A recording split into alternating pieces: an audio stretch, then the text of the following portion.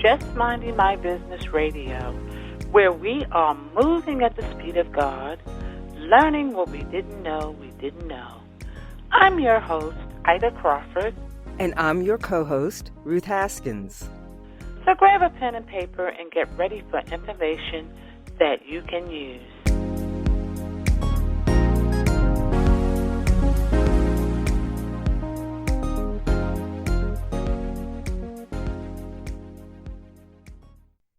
Hello, and welcome to Just Minding My Business Media with your host, Ida Crawford, and myself, Ruth Haskins, as co-host. We hope you have found joy in your day and are able to find many reasons for gratitude.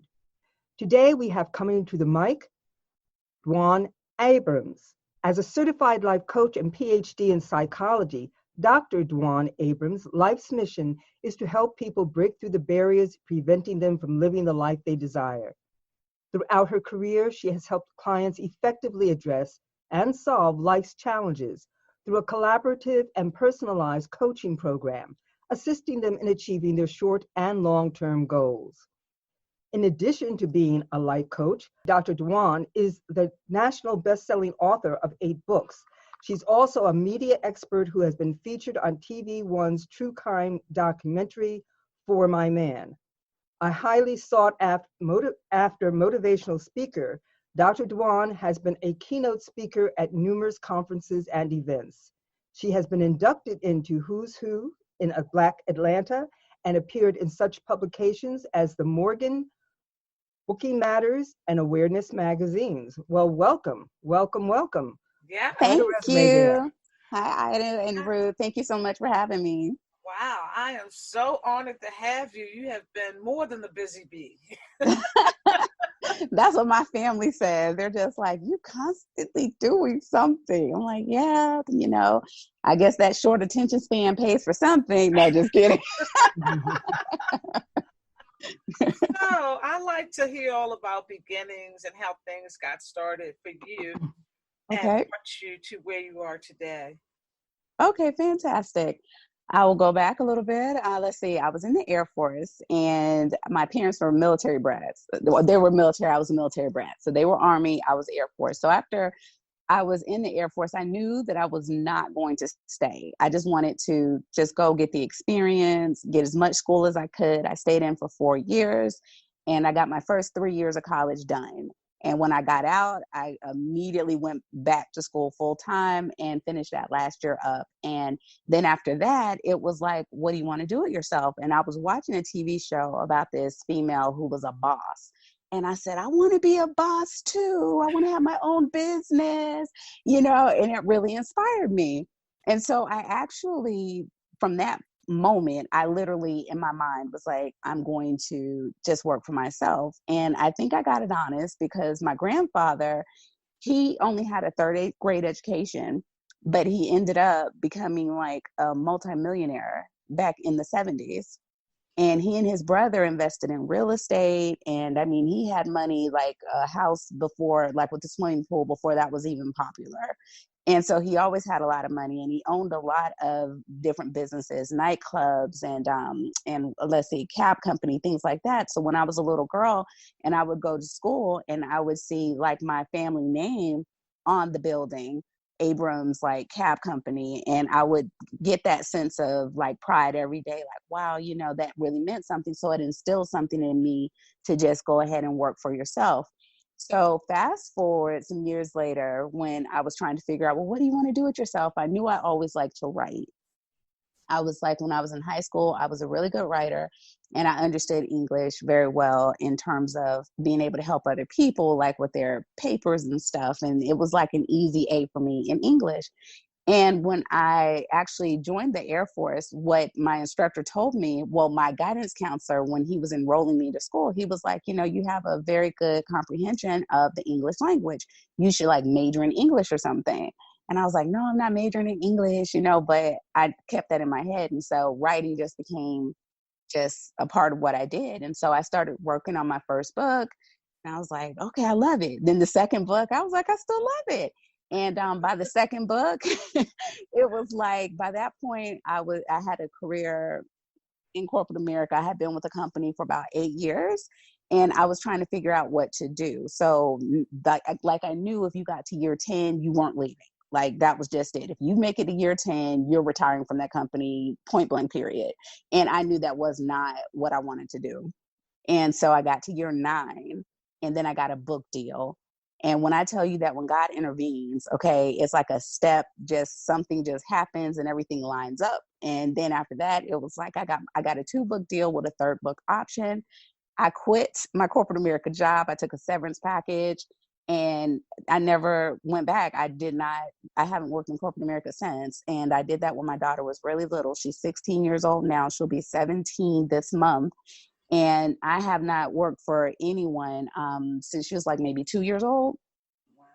Yes. And so after that, I was like, well, I want to go back to school. After I had probably about I think I had 8 books. And then I said, I want to go back to school. So I had already, I had gotten an MBA, and then I went and got a master's in psychology. And then my family's like, okay, you're good now, you're done, right? I was like, no, I actually kind of want a doctorate. So I took a year off and went back and took 5 years and got my doctorate. And that was pretty much how I ended up in that arena. But how career things just happen. One of my friends, she worked at a college, and she's like, you have a lot of business experience. You'd be a really good business instructor at the college where she worked. And I was like, okay, I like speaking to people and so forth. I could do that. And I went and I became a college instructor, and it was a part-time job, which was really cool because I said, I don't want anything interfering with my business, with my endeavors, and nothing to interfere with me writing and so forth. And that's essentially how I kind of diversified more into like, okay, I love education. So being an instructor was a natural fit. Then after that, it was like, how can I help more people? Life coach. There it is. And then it was like, because I was always that person people come to, like, what do you think of this? And then my mom's like, you're my best friend. I come to you for advice on everything. She's like, you're my daughter, but I still just, pick your brain for stuff. And then it was just even strangers. Like it was like an ability to connect. Like I could just feel an energy, like literally, even when I was in corporate America, if I spoke to someone and I don't know what it was, but it was like I was highly intuitive, if that makes sense. Like I could literally feel it. I didn't care if I asked how you're doing and you're like, oh, I'm good. It was like, are you really? Like, are you really good? Because that's not what I'm feeling, And then I would get people who literally would tell me, I can't even hide it with you. Like, I don't know how but then they start just spilling whatever it is. Even with my friends on the phone, I can just hear something in the voice. It's, so I just think it's just a gift, and I nurture it. And I'm really appreciative because it is really helpful too, even with my clients. Like, I can just hear it. It's like, it's not so much what you're saying, is what you're not saying. And I'm feeling that. Oh, wow. Well, that was a mouthful. And a serious journey. Yes, exactly. And, that's just me, though. I'm just one of those people that's just like, I get these ideas, and then it's like, and I'm very, I get excited about life. Like, it's just, I can't even explain it. I literally love life, period, point blank, period. There's just no other way to explain it, because I feel like there's so much to see, there's so much to do, and we need to just pack as much in as we can while we are here. So I've always subscribed to the philosophy that, if you can dream it, you can achieve it. If you can think it, then it's there for a reason. If you have a desire to do something, you can do that. You just have to put your thoughts there, your efforts and energies there, and then you can make things happen. Because my friends and family, they were just like, I don't know why you are a career student. You love school so much. And it's just like, honestly, it's not that I just love school so much. I love learning so much. Yeah. Yeah. Mm-hmm. And that's what I was going to say. You just love to learn. There you go. That's exactly it. I just love to learn.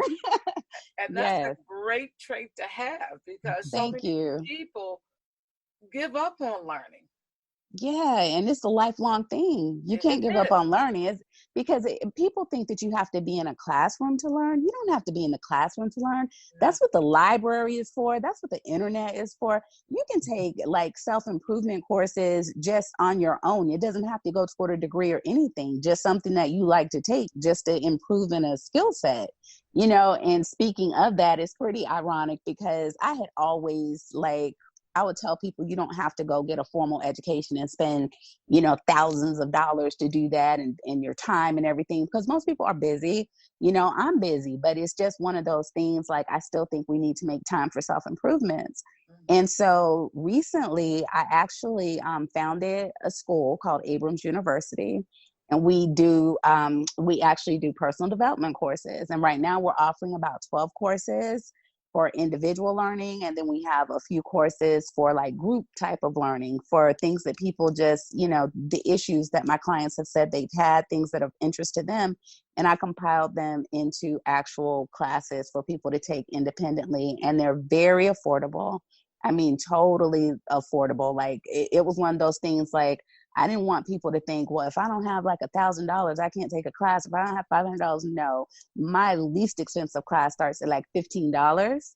And the most expensive is like $349, and it's everything in the middle. You see what I mean? So there's something for everyone. And, you know, because I believe that if you want to have like self-improvement, period, like your confidence, you know, or just anything that people deal with, decision-making or anger management or just whatever. So I put all of that to be available just for that particular reason. Oh, that is wonderful.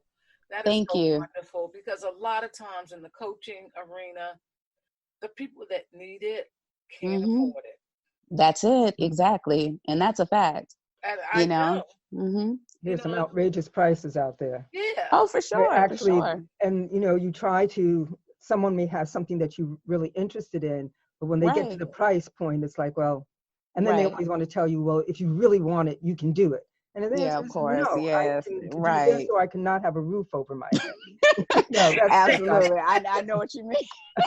That's not happening. Right. You know, and that's one of the things too, that for me, that was very important, because I wanted to be able to say, okay, look, even if you can't afford to sit down with me for like every week for a month or whatever the case might be, just so we can work hand in hand together, what you can do is you can take a self-help course and you can still contact me, and then I can still be there to assist you.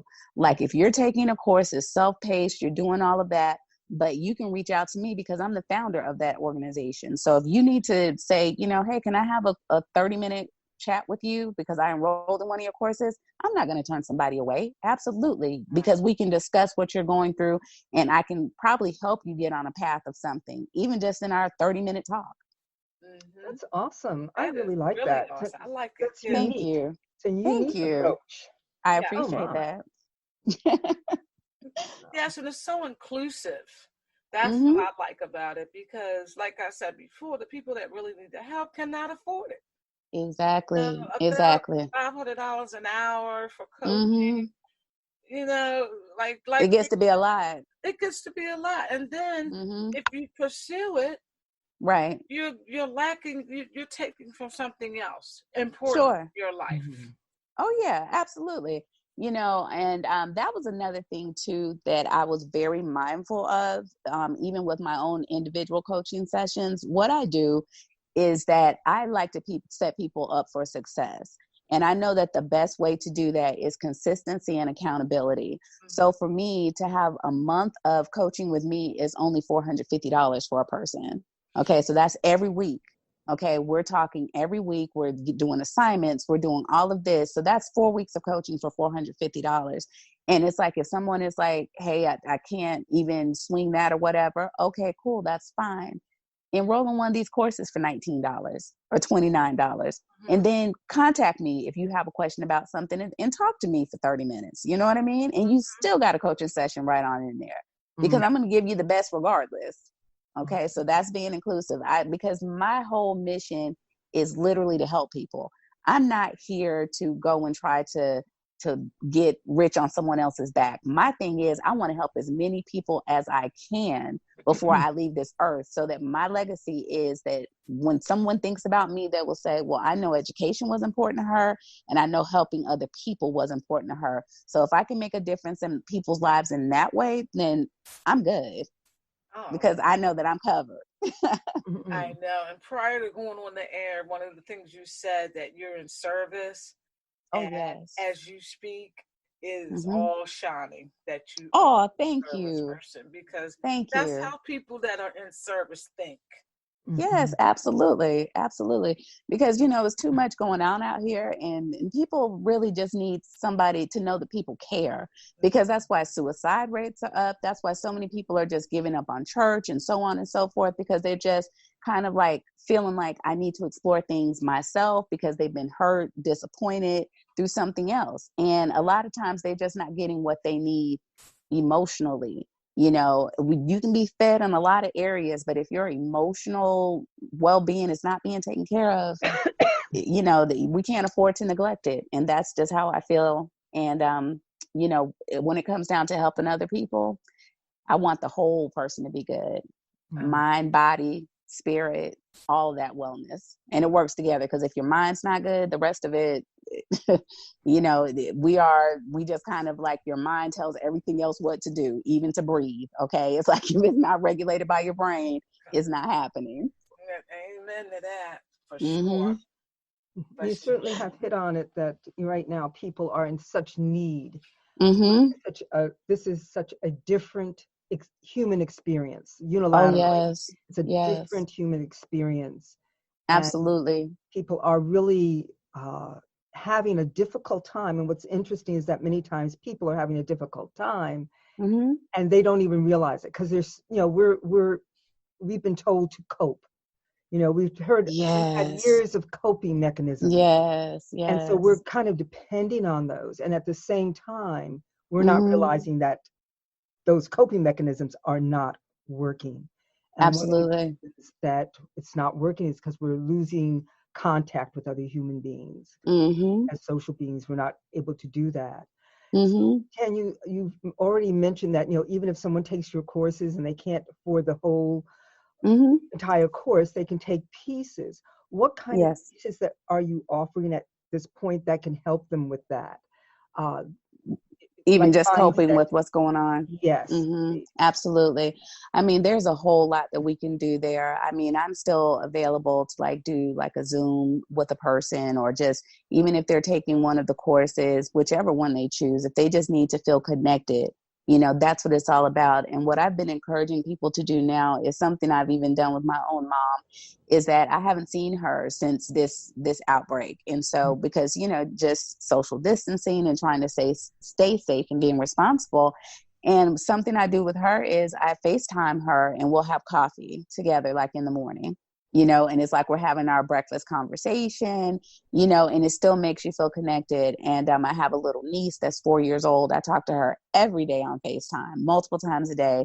And, I pick up for her because she's little, and she, is like, she doesn't understand the separation. She's like, I miss you so much. And I'm like, trust me, I miss you so much too. But just being able for us to see each other and talk, and we'll even play games together and things like that. So during this time, I would just tell people to reach out, don't isolate, in terms of reaching out. If you have a phone where you can FaceTime with someone, anything, do that. Those are the things that keep people connected and cared about. And if you haven't reached out to people that are in your life, even if you haven't talked to them in a real long time, all it takes is just to send a text that says, you good, that's all you need to do. You good, or how are you and the family?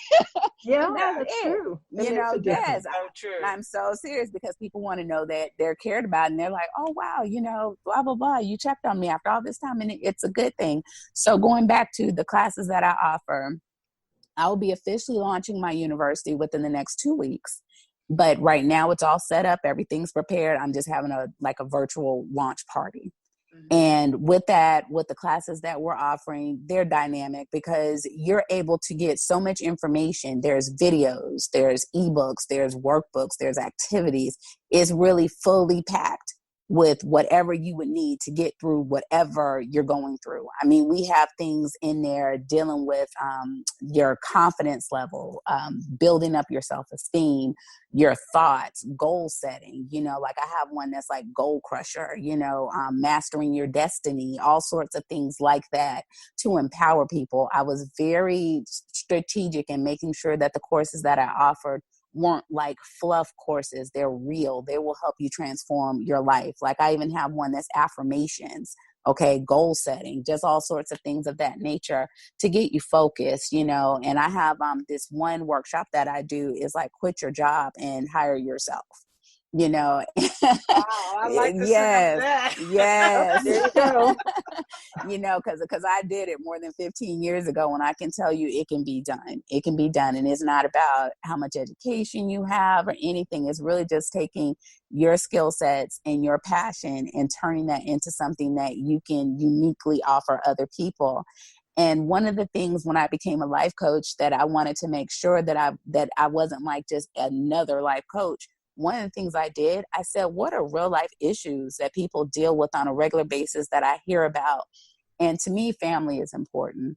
And I knew that relationships are important, but I knew a step further is that infidelity is a huge thing, because if you speak to people, most people will tell you either they are the cheater or they've been cheated on, or both. Okay. It's one of the three. Either they're the cheater, they've been cheated on, or both. And I said, that's what I want to specialize in. And that's my niche right there, is infidelity and relationship coaching. Because for one, I know that it doesn't have to be a deal breaker. There's ways to overcome that. And there's ways to keep those families together, you know, and sometimes it needs to be a deal breaker if it, you know, if you're with a serial cheater and that's not what you want to deal with and they just won't stop, you know, but you need to work through it. So, but it's no cookie cutter answer, because so often people will just say, oh, if my guy cheated on me, we'd be done. Okay. But what about if the woman's the one that cheats? Are they still done?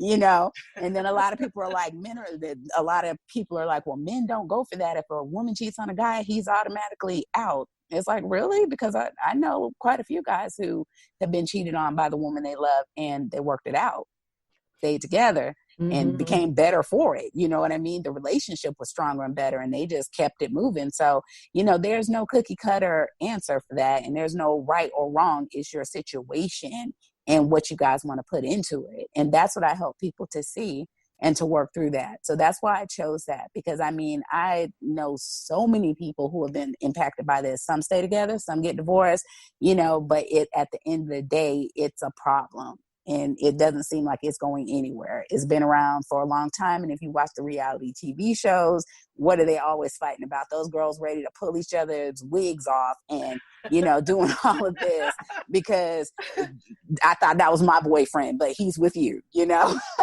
Right. Wow. Exactly. Yes. Yeah, that betrayal, that feeling of betrayal is absolutely The worst feeling in the world. Oh, yes. Oh, yes.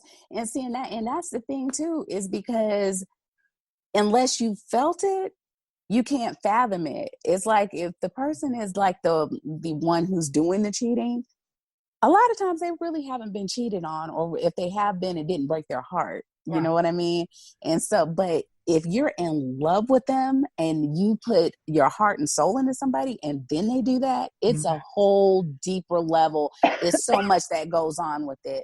And I get it. And so that is the reason why I chose it, because I want to help people be whole. And I don't want people to think that it's just men who do it. No, it's very close to equal. It's about 50-50, to be honest with you, you know, that it's both. It could be either one, you know, and sometimes both, you know, so it just really just depends. But, you know, I'm here to help through those issues. Yes, and I'm glad you talked about it. You're the first coach that I met that has Yeah, that's piece of new. living that happens every day, all day long. Yes, absolutely. Absolutely. And, you know, and for me though, it's really a lot, because I mean, like I said, I know so many people that have just gone through this, and you know, it either rips up your family or it can bring you closer together. But either way, you have to do the work, you know, and a lot of times people say they're doing the work and they're not doing the work. And one thing that a lot of people don't understand either, that makes it even more insulting is that when the person cheats with the person, the other person is always like, cut it off with them right now. Don't ever talk to them again. You better pick up this phone and call them and tell them it's done and blah, blah, blah. But that's not the solution, No, even though they don't want to hear it. And no, it's going to happen. There we go. Exactly. So it's a process. It's literally a process. And for somebody who is ending the relationship after they've been caught, I mean, that is psychologically damaging because they didn't get to call the shots on that. And so it feels incomplete to that person. And so that if they have feelings for that other person, even a little bit, it's easy to just, I'm never going to return your text. I'm never going to know, that just makes the person who made the request feel good to think that's happening, but it's not what's happening. No. So I hope people work through that to understand that it's not that cut and dry. It's not that simple that, if you love me, you'll never talk to that person again. Well, they kind of like the other person too. No, and I mean, they respect that other person. Even when you go through a situation with somebody that you truly cared about cheated on you, That's takes, right. I mean, I think we've all kind of been through that at some point in life. Sure. Yeah. And if you haven't, keep living. Yeah. There you go. Yes. Right. You just haven't stumbled upon the right one, or they just were so good you never found out. It takes a lot of time to process all that. Absolutely. Get hurt out. Sometimes there you it go. can take years. And that's an issue. The fact that sometimes it can take years to really to come to grips with it and see all the pieces of the puzzle and really find out what you're feeling. And in the meantime, life has passed somebody by because someone was stuck. Yeah, there you go. They could not move on. It was like, okay, I'm done. Close the door. And that's not what it needs to be. Either way, whether you decide to stay or go, you can't just be done. Don't be done with love. You can be done with the type of choices you've been making, but don't be done with love. Yes. Can you say that again? Don't be done with love. Y'all hear that? That's the title of your next book. Don't be done with love. Yes. That's right. By the way, I think that's a great title. Thank you. Done with love. Thank you. Don't be done with love. I like the sound of that because it's so true. Because as humans, we need that. Absolutely. That's part of our DNA. Oh, yes, exactly. I mean, that is one of the greatest needs of a human being is to just be loved, and it's deep. I mean, that is so ingrained in us. I think it's a part of our DNA. Like you said, it's just part of our fiber, our makeup. Yeah. So yes, absolutely. Love is a powerful thing, It really is. Very powerful. Yeah. Yes. And I think a lot of people are recognizing that in this time of separation, where there's so much isolation. I mean, people who are single, young or old. Right. One of the things, even though we're, FaceTiming and, all of that, we miss that interaction. That interaction that affirms the love that people feel for us. Yes. Yeah, you're definitely right about that. We have a lot of downtime, a lot of alone time, so we get to think about a lot of things. For sure. So for many people, this is a time of what do you call exploration and discovering things that they'd forgotten about. Right. And it's like, that's the truth. Yes. So that the love factor is so important. Yes. Oh yes. Somehow absolutely. We have to. I just love what you're doing. I think that is awesome. Thank you. Absolutely. An awesome work. Because thank you. I appreciate that. So many hurting souls. Yes, and we definitely want people to connect with you. So I know I appreciate that. Gab, but I want to make sure we get that information out there. So how can people get at you? Yes, my website is www.dwanabrams. That's DWAN Abrams, like Stacey Abrams. .tv. So DwanAbrams.tv. And let's see, my university will be attached to my website, but if you just want to go and take courses, you can do that too. It's courses.dwanabrams.tv. And all of my social media is under Dwan Abrams, and that Dwan is DWAN Abrams. Thank you. I know we talk about inside out conversations, oh my God, it can just get so deep. Get deep. Oh yes. And we just want to keep, because it excites me when people work from the inside out. Oh, wonderful. Thank you. We all look beautiful and we put on our Mm-hmm. stuff and we go out into the world with Mm-hmm. the outer looking like everything is great. Exactly. But that inner. Cases, it ain't Mm-hmm. that. Mm-hmm. That's right. It's the truth. And I mean, and you can just tell, and it just really, one of the things that when I watch like a reality TV show, I'm not watching it for the entertainment value. I'm literally watching it like, wow, why can't people just see how broken a lot of these people are? These young ladies are fighting and they're battling things. You know, some of them are battling addictions and so forth, and they've been hurt, you know, molested and all kinds of things that have happened to them in their past.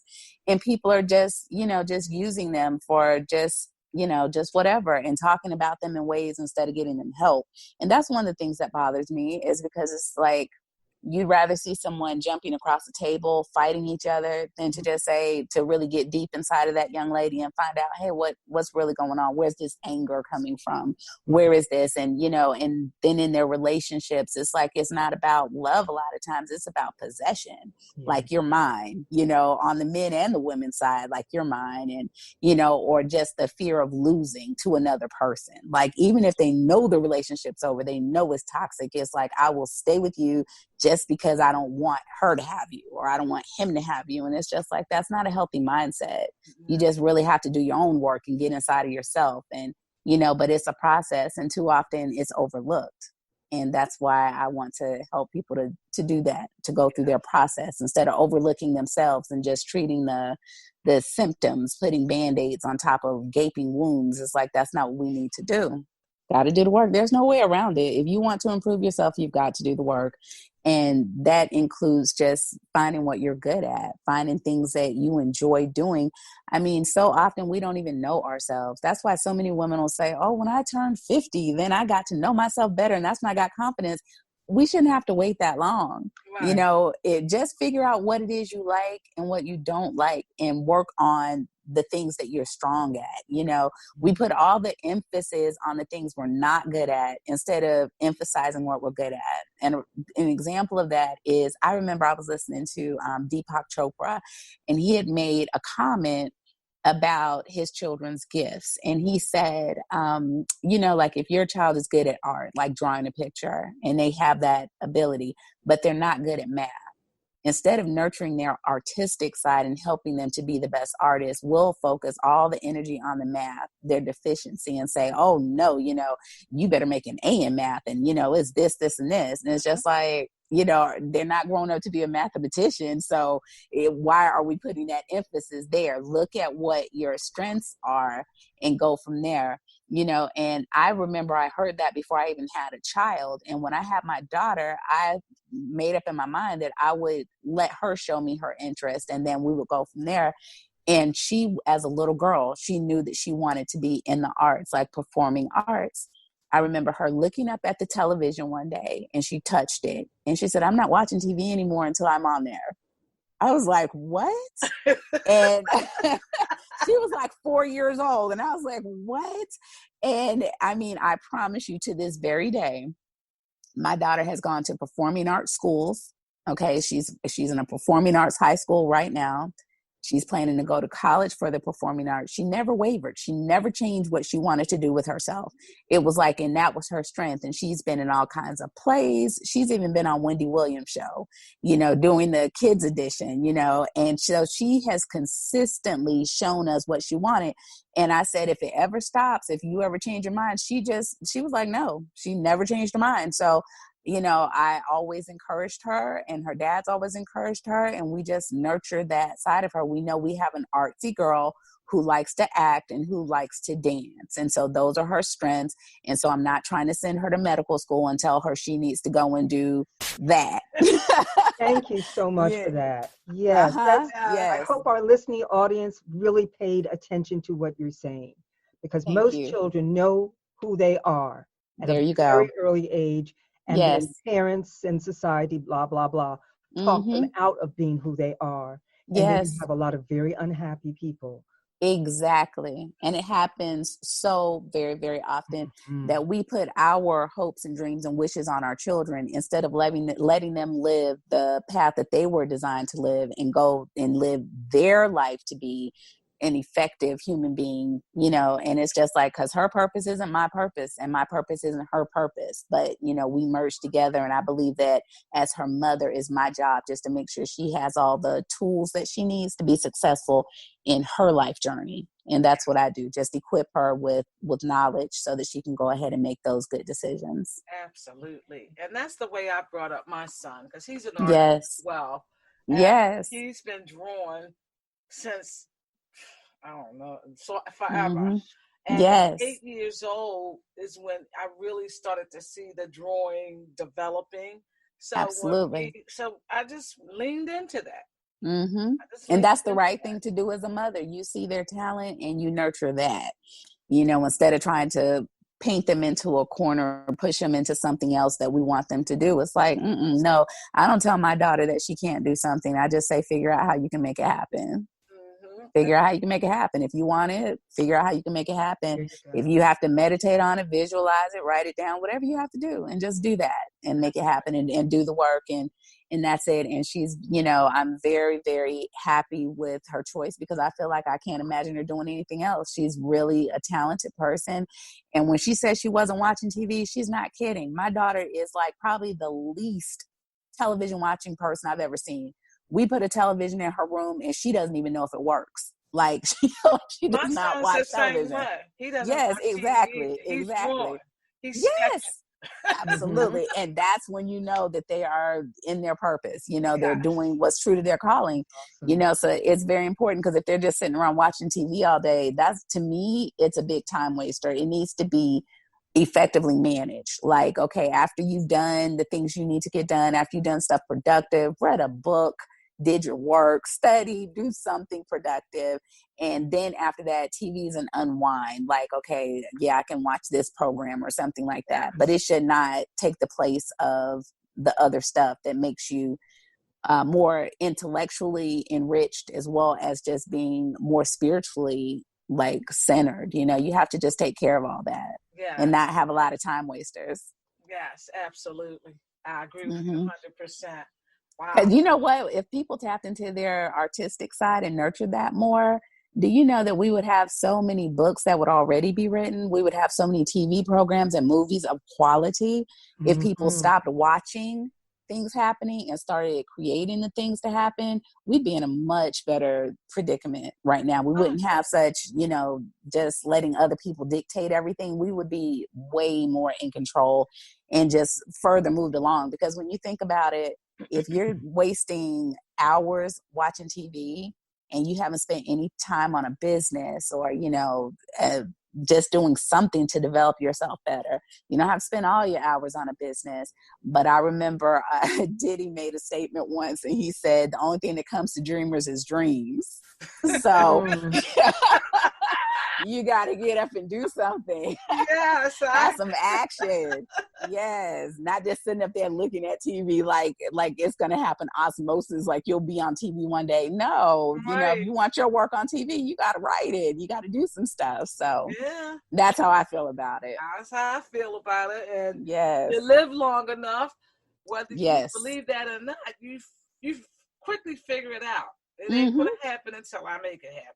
There you go. Exactly. If it is to be, it is up to me. All right. I like that.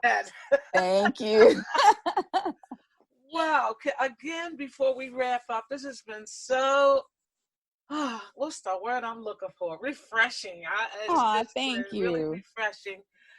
So how can people get at you again? Yes.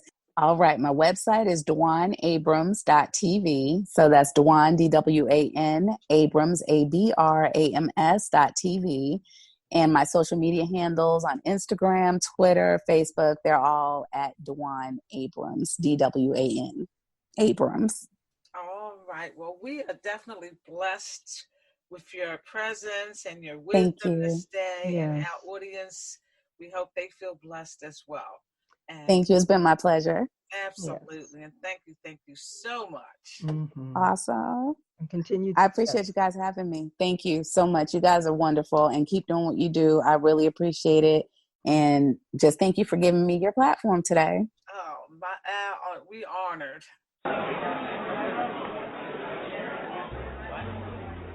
Word on the street says there's something new at Just Minding My Business Media. You've heard our podcast, Just Minding My Business Radio, that brings news and views you can use. That airs every Thursday at 6 p.m. on iHeartRadio, iTunes, YouTube, Spotify, and Spreaker. Well, now you can watch Just Minding My Business. That's right, Just Minding My Business Media now has a TV presence on Raven International TV Network, broadcast on Roku, Fire, and Apple TV.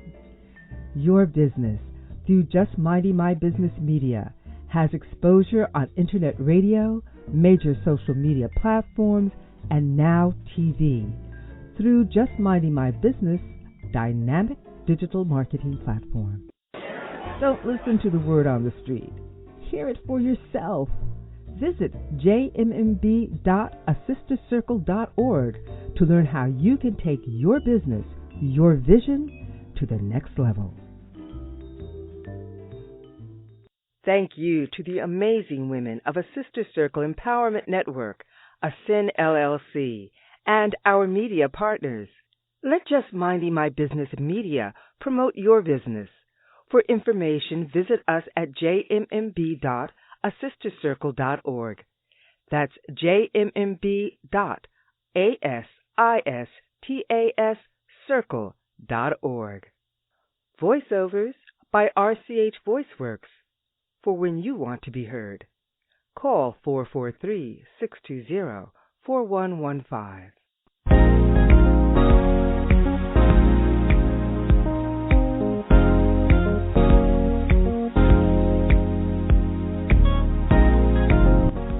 Thank you for tuning in to Just Minding My Business Radio. I'm your host, Ida Crawford. And I'm your co-host, Ruth Haskins. We hope you enjoyed the show and appreciate you stopping by. Many blessings to you and yours.